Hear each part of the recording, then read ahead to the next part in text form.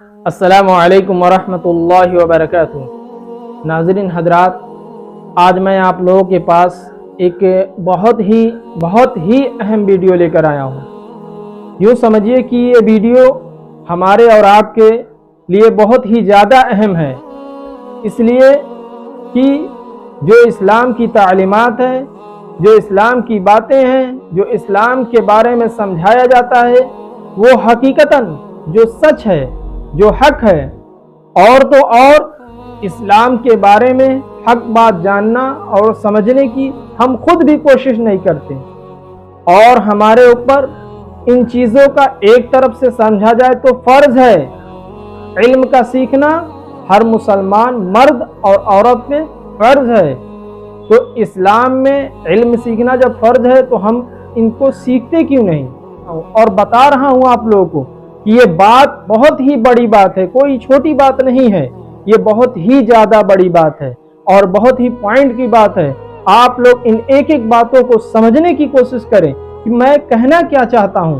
آپ لوگ اس بات کو سمجھیں، یہ بتائیں کہ اسلام میں اگر بہت سارے لوگوں سے ہم نے سوال بھی کیا تھا کہ یہ محرم جو ہے غمی کا مہینہ ہے یا خوشی کا مہینہ ہے، تو ہمارے بہت سارے ساتھیوں نے، بہت سارے دوستوں نے، بہت سارے احباب نے، بہت سارے لوگوں نے جو ہے جواب میں کیا کہا کہ یہ کچھ لوگوں نے کہا غمی کا مہینہ ہے، کچھ لوگوں نے کہا خوشی کا مہینہ ہے، زیادہ تر لوگ کہنے والے تھے غمی کا مہینہ ہے۔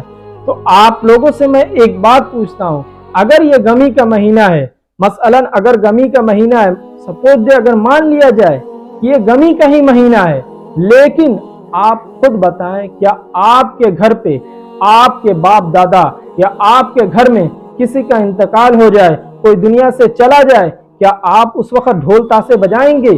کیا اس وقت آپ ڈھول تاشے اور تماشے کریں گے؟ یہ کہاں کا انصاف ہے؟ کس طریقہ کا اسلام آپ سکھا رہے ہیں؟ دوسری بات یہ بھی آپ سیکھ لیجئے، آپ جس طریقے سے اس وقت وہاں ڈھول تاشے بجائے جاتے ہیں اور سارے خرافات کر رہے ہیں، تو کیا وہ خرافات آپ کو غمی کا یاد دلاتا ہے؟ کیا وہ خرافات غم کے لیے ہے؟ کیا وہ خرافات غم کو بنانے کے لیے ہے؟ وہ ساری چیزیں جشن کو منانے کے لیے ہے، اور ساری چیزیں خوشیوں کو منانے کے لیے ہے۔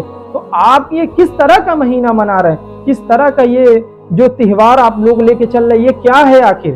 اسلام ان چیزوں کو آپ اسلام کی دعوت دینا چاہتے ہیں، آپ تو یہ بھی نہیں جانتے کہ اسلام نے کن چیزوں کا حکم کیا۔ اگر آپ ان چیزوں کو سمجھ لیتے ہیں، حقیقتاً جانیے ان چیزوں کو آپ ہرگز نہیں کرتے۔ اور بہت سارے ساتھیوں نے، بہت سارے لوگوں نے سوال کیا کہ یوں تو بہت سارے مولویوں صاحب لوگ کا کام ہے کہ مطلب ان چیزوں کو روکنا، ان چیزوں کو حکم کرنا، ان چیزوں کو ختم کرنا۔ تو بھائی میں آپ لوگوں سے یہ بھی سوال کرتا ہوں کہ آپ یہ بتائیں کہ اسلام میں جب اللہ کے رسول صلی اللہ علیہ وسلم اس وقت جب دنیا میں نہیں تشریف لائے تھے، اس وقت اسلام کا کیا حال تھا؟ اس وقت دنیا کا کیا حال تھا؟ اس وقت کفار مکہ کس طرح رہتی تھی؟ آپ کو تاریخ اٹھا کر پڑھ لینی چاہیے۔ اس وقت کفار مکہ بہت زیادہ بتوں کی پوجا کرتے تھے اور اپنی بچیوں کو زندہ زمین میں دفن کر دیا کرتے تھے۔ تو کیا پھر وہ ختم ہو گیا؟ تو اس کا مطلب یہی ہے کہ مطلب اسلام جو ہے بدل گیا، اسلام کا طریقہ بدل گیا؟ نہیں، اسلام کا طریقہ وہی ہے جو اللہ کے رسول صلی اللہ علیہ وسلم نے جن باتوں کا حکم دیا ہے۔ دوسری پوائنٹ کی بات یہ ہے کہ آپ لوگ سمجھنے کی کوشش کریں، اس وقت کفار مکہ اللہ کے رسول صلی اللہ علیہ وسلم کو کیا کہتی تھی؟ اس سے پہلے بھی ہم نے بتایا ہے کہ وہ لوگ یہی بات کہتے تھے کہ اے محمد صلی اللہ علیہ وسلم، اے محمد کیا میں آپ کا لایا ہوا دین و اسلام قبول کر لوں اور اپنے باپ داداؤں کا لایا ہوا چھوڑ دوں؟ یہی چیز آج بھی یہ قوم کہہ رہی ہے کہ یہ جو لوگ، یہ مولوی، یہ مولانا لوگ، یہ تھوڑی دین کی باتیں لے کر آئیں، ایسی باتیں لے کر آئیں، کیا ان کی باتوں کو قبول کر لیں؟ ہمارے باپ دادا ہمارے پیڑھی در پیڑھی جن چیزوں کو کرتے چلے آئیں، کیا ہم چھوڑ دیں؟ حقیقتاً جانیے آپ کو چھوڑنا پڑے گا، اس لیے وہ اسلام نہیں ہے، وہ اسلام نہیں ہے، وہ اسلام نہیں ہے۔ یاد رکھیے ان چیزوں کو، اسلام جو چیز ہے وہ حق پر ہے۔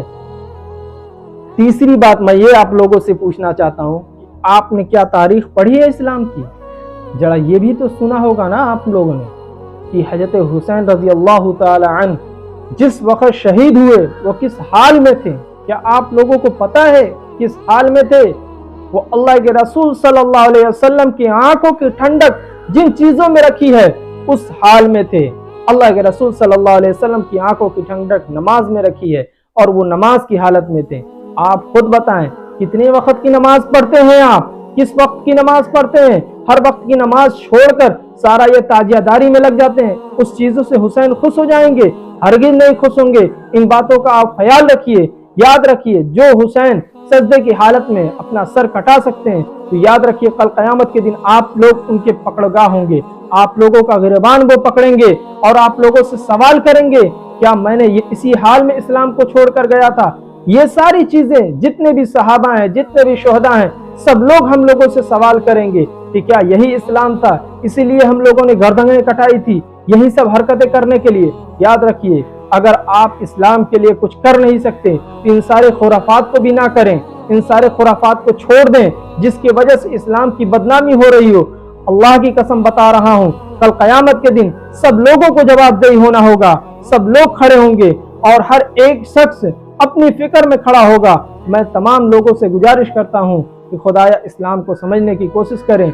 हर फिरके वाले से कहना चाहता हूँ कि अपने अपने मौलवी के पास जाएं, अपने अपने मुफ्तियान इकराम के पास जाएं और पूछें कि ये क्या इस्लाम यही है जिन चीज़ों पे हम ढोल तासे बजा रहे हैं? क्या इस्लाम यही है कि तमाम चीज़ें पे हम जश्न मना रहे हैं? इन सारी चीज़ों के बारे में तमाम मौलवियों से आप फतवा सुन सकते हैं, सब लोग इनकार कर देंगे।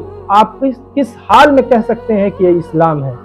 मैं कोई भी मसलक का इंसान हो, हर मसलक का इंसान इस चीज़ के लिए आपको मना नहीं करेगा।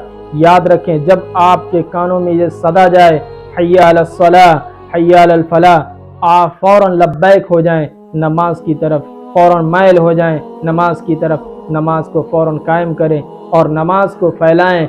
और इस्लाम में इससे बड़ा मेयार कुछ नहीं है। नमाज को आप जितना ही पढ़ेंगे और जितना ही अल्लाह से मांगेंगे, जितना ही इस्लाम को समझने की कोशिश करें,